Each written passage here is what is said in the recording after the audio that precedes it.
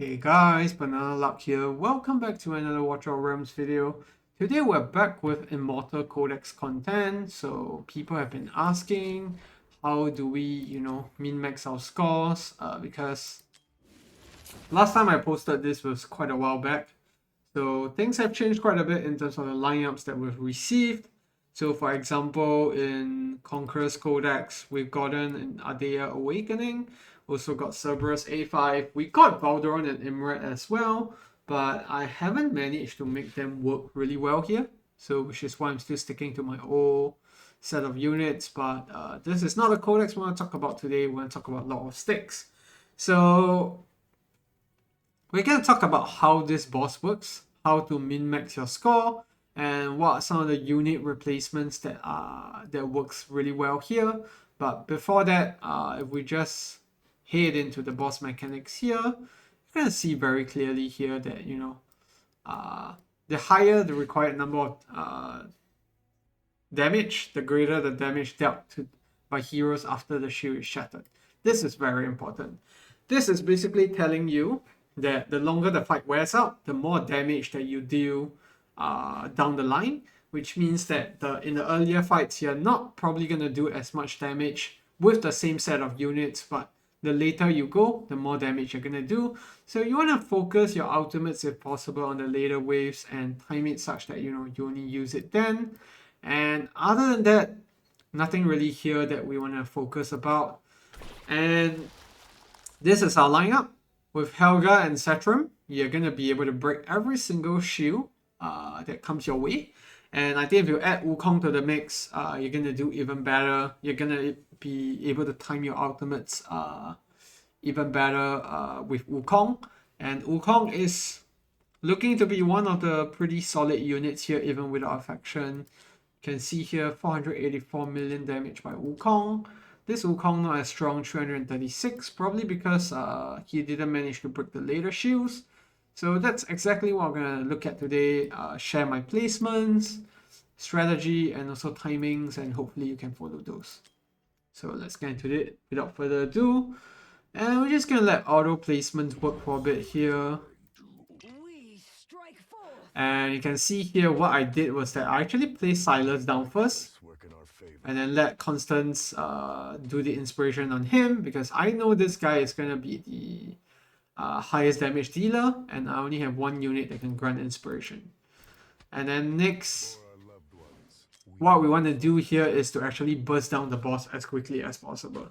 You can skip this step if it's not possible for you. The reason why we do this is that we want to clear the boss faster.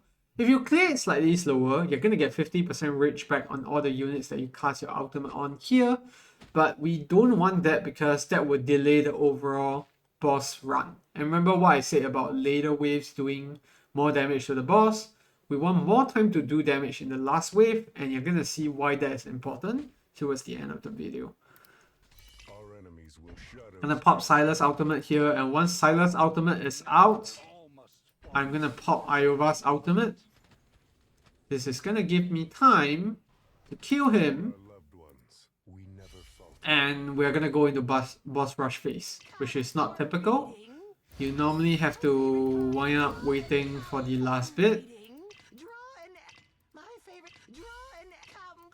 And over here, we are really just waiting for the boss to be targetable before we cast all these ultimates. And there we go. Yeah. So my Setram, do bear in mind, is A5. So we get extra 5-second duration on his ultimate. And we also have his exclusive artifact, which is at level 2 now, which is 5.5 seconds extra duration. It does help in terms of breaking the shields. I would say that with A5 or the exclusive artifact alone, you are going to be able to break all the shields. That's the caveat that I have to put there. Just having Setram alone is not enough. And once this shield comes up, we're gonna break it with Iova's ultimate. That's why we saved it. From the last fight, we didn't do anything.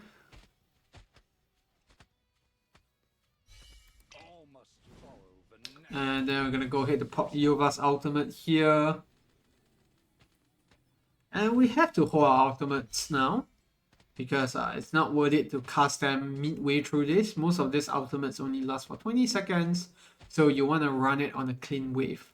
Clean wave as in a new wave that you can have your fullest amount of damage done. So we're gonna wait for Setram's ultimate here to hit 95%. Once that's done, we're gonna wait for Setram's ultimate to go to cast that. And once we're at 30 Styx shield procs, we're gonna cast Silas's ultimate. And you can actually wait for the shield to break. There's a brief moment before the rage actually returns. So this is the time. Only after the shield breaks, that's when I cast Constance and Eova's ultimate. And you can see that ray of light coming down. That's the rage coming back. And we're gonna get the Hex ultimate back up right again. There we go. And right here, Eova's ultimate is gonna come up in again in a slight second. I'm gonna cast it. And there we go. From here on, Setram's ultimate is gonna be a bit out of whack, so you don't really have to time it anymore. Now we're gonna focus on Silas's ultimate rage pool instead. And yeah, the benchmark here is really to clear it when he's at you cast Helga's ultimate. When Silas' rage percentage is at 90%. And same thing here. So almost at 30. Once it's at 30, cast the Silas ultimate. And once the shield is broken, you can go ahead to, cast everything. So that way you save hits, because every hit counts after the phase ends. The later the phase goes, the more damage you do. So that's why it's important to, time it such that your ultimates all hit on the next phase. And it's going to be rinse and repeat here for a bit. We're going to do the Helga thing again and wait for Silas to hit about 90% rage.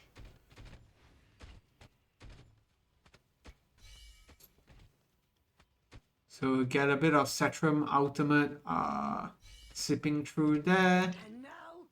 So 90% rage. Cast that. And I'm gonna wait a bit here.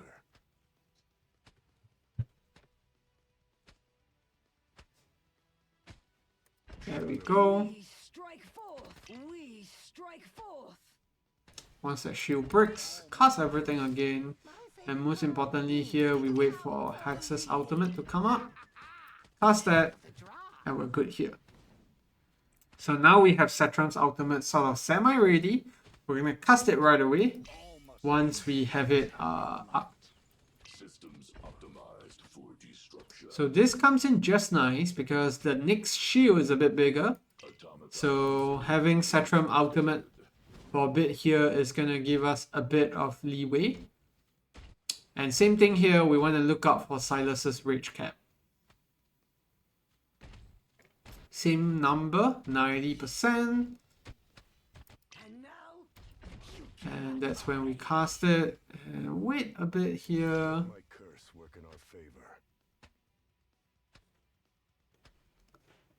Get it down to 30.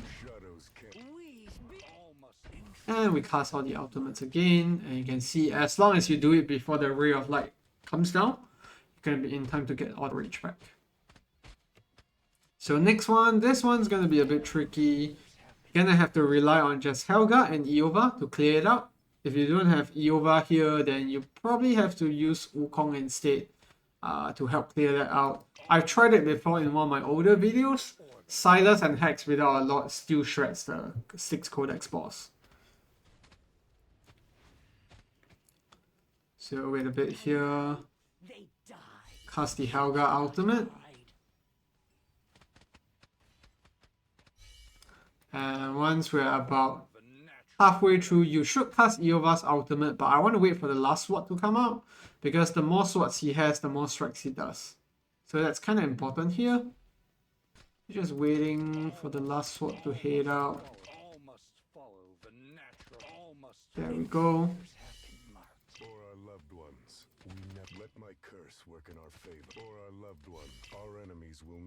Same thing there. We don't cast Cetrum's ultimate here because we're going to start needing it to break the shield. So you can see how close this one was. There we go. And this one's going to be a bit weird, but basically at the 15-second mark, we're going to start casting Cetrum's ultimate.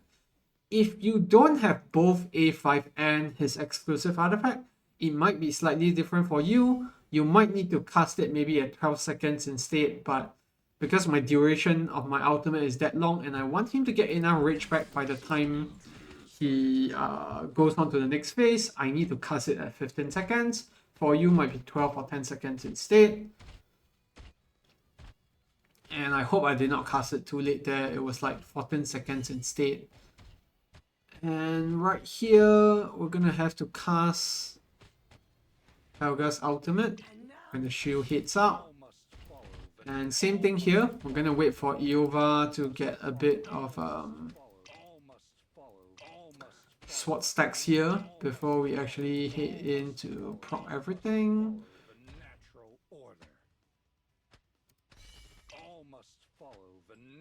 I think we are good to hold out for a bit here.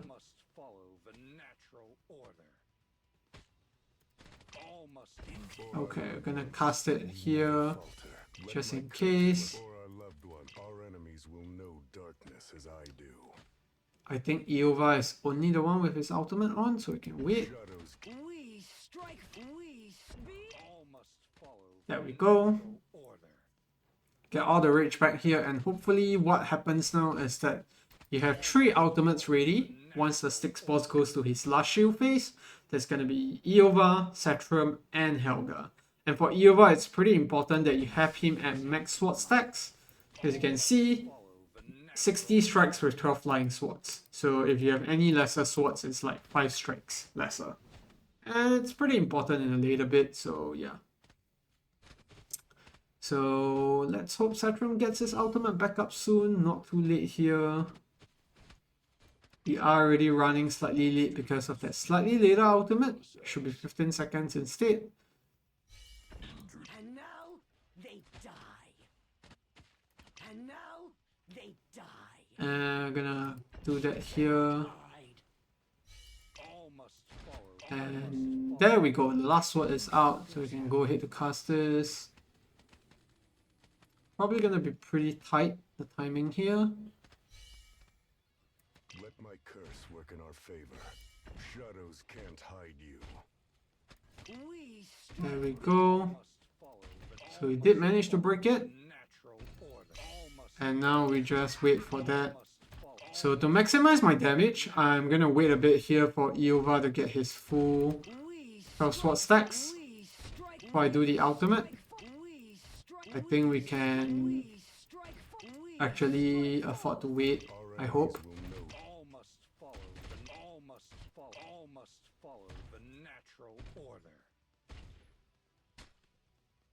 I'm actually not sure if we have enough time.